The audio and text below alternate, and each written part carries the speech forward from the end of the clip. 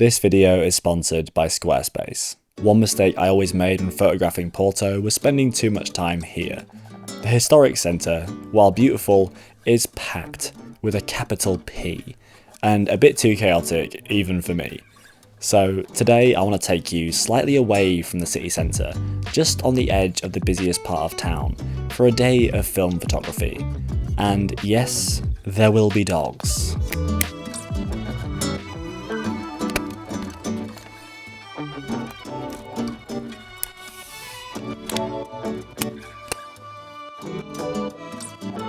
I have with me my trusty Canon L3 and a 35mm lens, plus 3 rolls of film courtesy of the lovely people at Moment. And I'm going to start with some Kodak UltraMax 400. With my roll of UltraMax in the camera, I got started by walking into town via the hospital. But before I got there, I saw this little trio of red going on in front of me. This gentleman in the red t-shirt, we have the red hat, and the red stop sign. These 3 together create this nice little red triangle, and I'm always looking out for matching colours with shape. So this was a nice little sketch to get started for the day.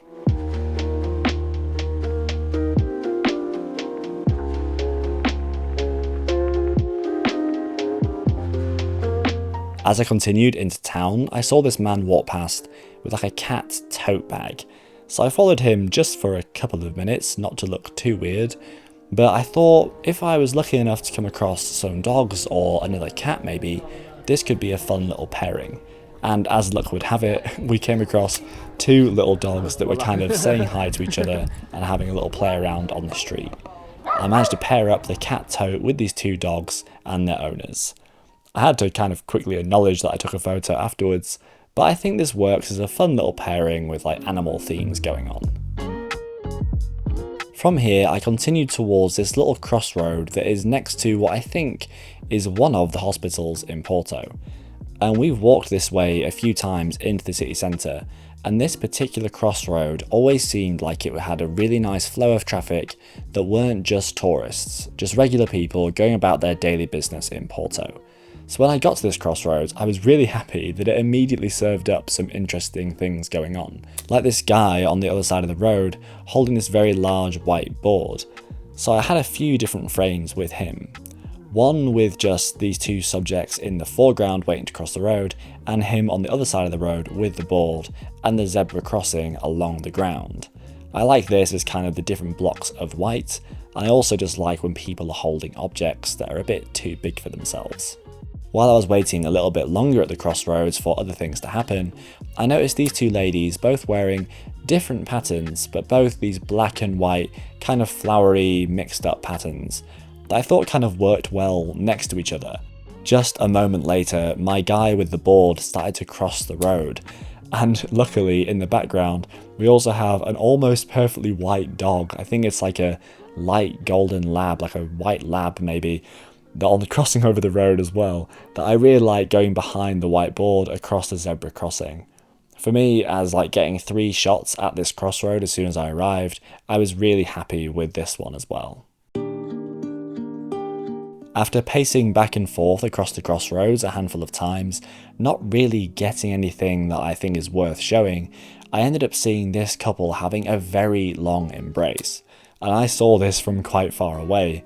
I thought, you know, is it good news? Is it bad news? Are they madly in love? What's going on here? So I quickly race walked my way over and managed to get this image. And I definitely could have got a little bit closer, but I just wanted to get one before they let go of each other. We have this woman kind of trying to squeeze past as well a little bit. And there are many ways I could have improved this image with the angle, with the distance, but I'm happy to have captured this moment because it seemed interesting to me.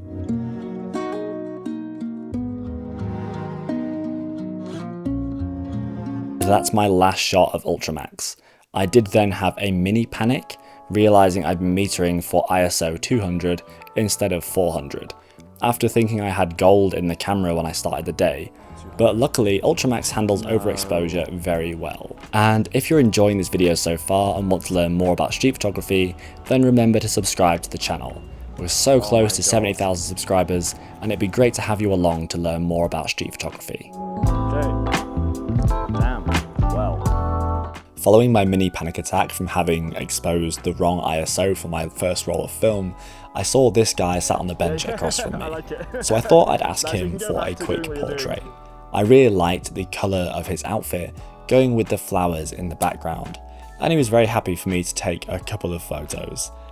It's pretty much just the pairing of his vibrant coloured outfit, nice skin tones against those flowers in the background. And I think the Kodak Gold really brings that nice warmth out of this image. As I was approaching closer towards the city centre, I went through this little square that I've been through a handful of times before. You have the big Porto sign, this lovely big fountain, and lots of tour groups meeting up with their guides. And I saw this girl having her photo taken by presumably her partner on the opposite side of the fountain. And I wanted to get a nice shot of this moment, but there wasn't really anything that stood out to me. However, what I ended up going with, I actually kind of like after the fact.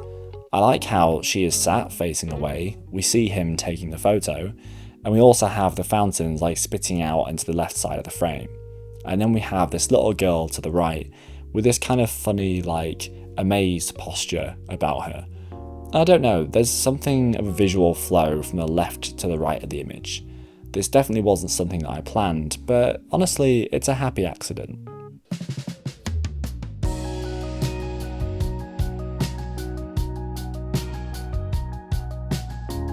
I found myself standing by this street corner where people were meeting their tour guides, waiting for someone to do something. I saw this man's wife point in front of him, and I immediately took a photo. If we had someone else pointing, or if I was at a different angle, this would be at least 2 times better, but you know what? If you point, I'll point my camera and take a photo, and that's that. Next to the fountain, I saw these 2 dogs getting a quick fresh drink of water with the owners. And what I liked here is just this little moment of refilling the dog's water bowl just out and about. While the dogs are kind of facing off doing their own things, the owners are fussing over them in the way that owners do.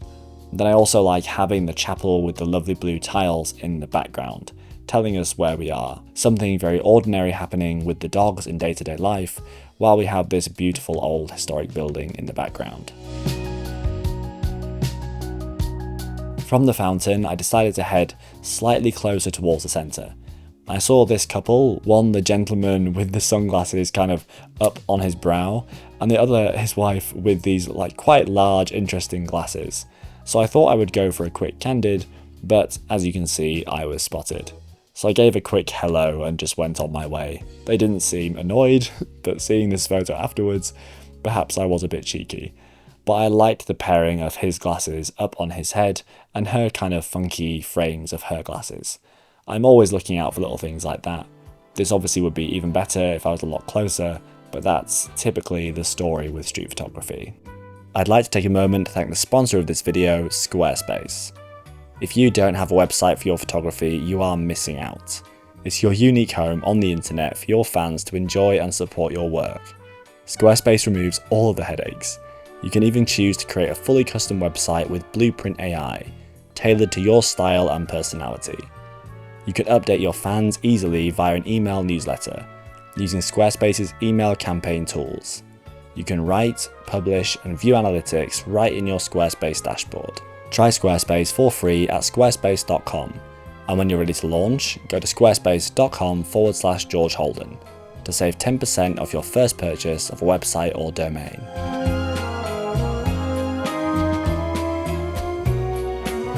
I spotted these 2 guys' amazing hats from a few minutes before, so I went up and tried to compose a little shot of them looking up at the tower, and I just really liked the pattern of their hats against that clear blue sky and the tower in the backdrop.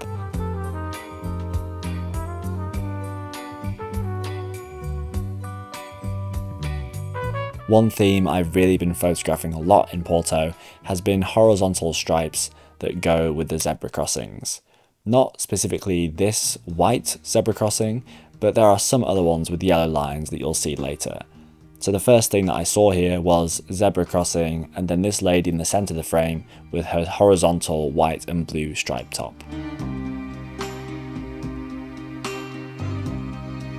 I found myself staring at traffic quite a lot during this day, and one of the things that I really wanted to accomplish was getting an image of someone inside their car or van or truck that felt like another room. I've seen some really good examples of these photos in the past and I wanted to have a go. And this was the closest I got really. Having this guy in the truck with his hand up on the window, specifically with his fingers spread the way they are, and the way that he's lit by the sun from the back. I would really love if there was something happening more in the right hand side of the frame, but I like the way he is framed and the way he is separated from the contrasty interior of the truck. So as an experiment for this kind of shot, I'm quite happy with this one.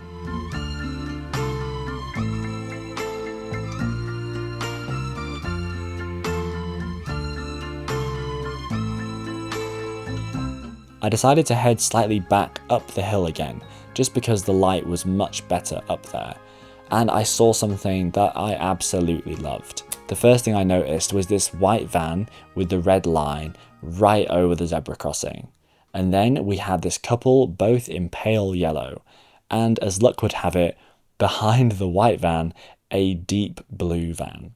And to me, this just does so many things right. We have the repeating pattern of the zebra crossing hitting a white van with a red horizontal line. We have the blue truck background, and then we have this duo of people wearing complementary yellow to go with that blue truck. Framing wise, I could potentially crop a little bit closer in to have that blue truck a little bit more centered, but overall I'm really happy with the compositional elements here. They really work for my style of street photography.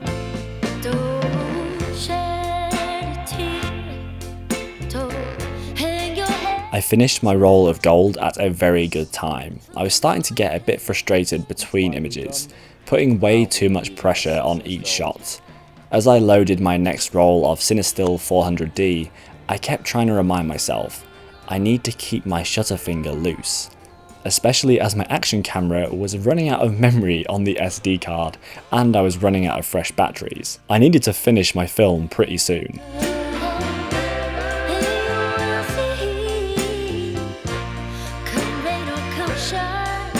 Following the tram tracks back towards town, I saw this guy having a little bit of a big gesture, scratching his head with his legs crossed. And then as I was going for that, this other guy walked into the left hand side of the frame with his hand on his hip. Something that could have made this a lot better was if our subjects in the background weren't this father and daughter, but someone else doing a large kind of elbow gesture. But I still like this kind of visual flow from our people on the left on the stairs, to a guy with a hand on his hip, a guy with his hand on his head, and then this father and daughter duo with the leading lines of the tram going down the street. This has a nice visual flow to it, but there's not an awful lot of story going on here.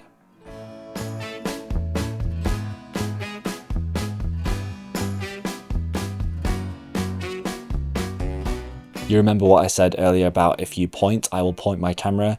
Well, these two images back to back illustrate that point perfectly.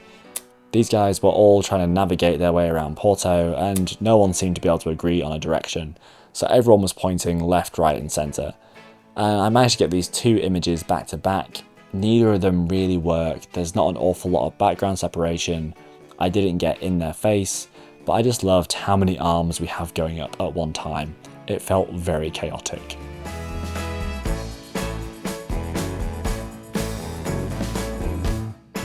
As days of street photography continue, especially when you're shooting on film, I feel like your confidence naturally grows and you get a little bit closer. So I got a little bit closer to this guy here while he had his hands full, but also doesn't even have both of his hands fully at his disposal because one is in a cast. I thought that was an interesting kind of juxtaposition. I decided to dedicate a bit more time to Sao Bento station, which I have photographed quite a lot on digital while being in Porto. But I thought I would go with my roll of 400D and see what I could come up with. I didn't really have much luck, and this was the only time I pressed the shutter while I was in the station. But I saw this man, who I presume from this image is blind, and he was walking past one of the beautiful beams of light that come through the window. And I'd been waiting for people to come through the beams of light and try to create interesting shapes. But I thought here, with the way he was striding, the way he was holding his left arm kind of up to his body, and the stick going forward in front of him, I just thought he created a very interesting shape. I'm often conflicted about photographing people who are blind or disabled in some way, but I really like this image, and I think this guy looks fantastic in this beam of light.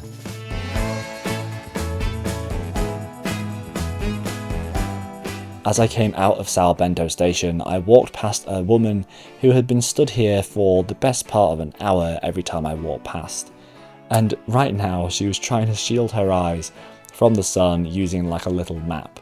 And she'd been kind of doing this on and off every time I walked past. I never quite caught her. So this time I just about got her. She's kind of in the bottom left of the frame, but I don't mind so much. I like that we have her action and full context of the scene. I just loved this big sort of cartoonish motion to shield her eyes, and honestly she was waiting there for so long, who knows what she was waiting for. But I like this image. As I continued slightly more up the hill, I first noticed this gentleman in the foreground to the right hand side. He was kind of glancing around and I kind of liked his character. I thought he was an interesting person. Then as I was trying to frame him up, I noticed this other gentleman crossing the road with this very large pole. I thought this is an interesting thing to be crossing the road with, especially in such a busy, slightly touristy area. So I captured this image of the two of them together, and I quite like how they both frame the image. We have two kind of clear subjects to look at, and then with lots of chaos in the background.